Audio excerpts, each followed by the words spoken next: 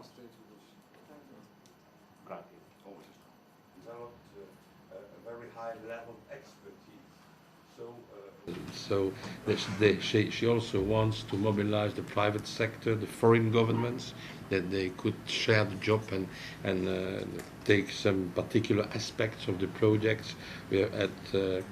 She told us about the schools, about also the railway, the health sector, and so on. And I think it is a good approach. It is a very pragmatic approach because it makes it easier, to my opinion, for the donors to share the job, and to be efficient. So.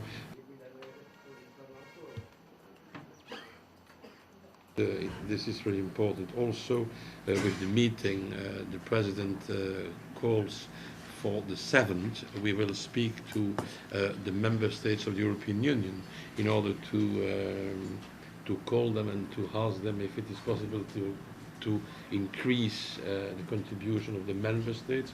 On European level, of the Commission, we are looking for new amounts, and we have reserves that we can mobilize also to this aim. So we are really ready to engage ourselves very quickly, very deeply, and to stay closely on the side of the people of Sri Lanka. What is Russia? But also a Thai office, so our UNICEF Thailand office is focusing on Thailand. So that. Well, I've now been at UNICEF for 10 years, and certainly one of the telling points of these 10 years is the increasing number of emergencies, both the impact of natural disasters and complex emergencies.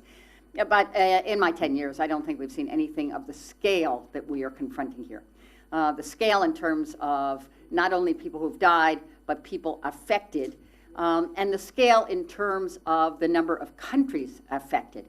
So for all of us in humanitarian work, we have experience, we have capacity. I think generally we do a good job. We try and do a decent job, but to have to mobilize not just for one.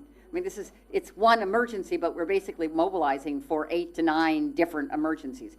And so the ability to respond to something like this in terms of the scale is beyond anything that I recall in my 10 years at UNICEF. It was one of the 4 areas that I mentioned. It will be one of the 4 priority areas for UNICEF.